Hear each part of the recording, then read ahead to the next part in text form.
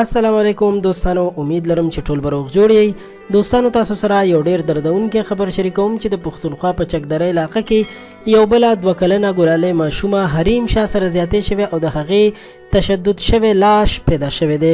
په راپورټ کې ویل شوي دي چې 2 کلنه حریم شاه چې 15 ورځې مخکې د چکدرې راموړه نه ورکه شوې، 13 ورځ یې لاش په ډېر خراب حالت کې پیدا شوی دی. ویل کېږي چې حریم شاه د یو کویدن د پروګرام لپاره د خپلې مور سره دغه کلي ته راغلې وه چې بیا ورکه شوه او پلار یې پولیسو سره FIR هم درج کړی و. پولیسو ویلي دي چې د راموړه دره کې د غر نه د حریم شاه لاش پیدا شوی دی چې په بې دردۍ سره وژل شوی او د شک په بنیاد باندې 12 کسان نیول شوي هم دي چې اوس ترې تفتیش شروع دی.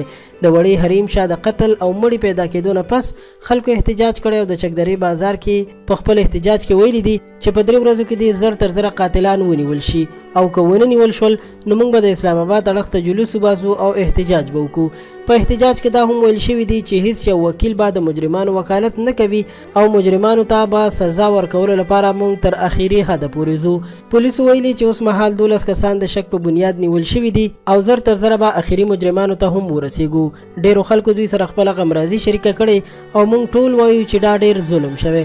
دوستانو، موږ بیا هم وایو چې داسې مجرمانو ته سخته سزا ورکول پکار دي، ځکه چې له دې نه وړاندې هم ډیر داسې مجرمان نیول شوي او بیا په ضمانت خوشي شوي دي او یا جیلونو کې پراته دي، هیڅ سزا ورته نه ورکول کیږي.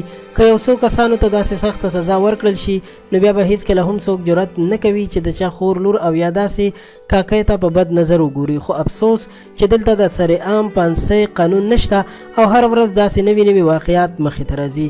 الله دې وکړي چې مجرمان خپل انجام ته ورسي او نور خلک ترېنه عبرت واخلي.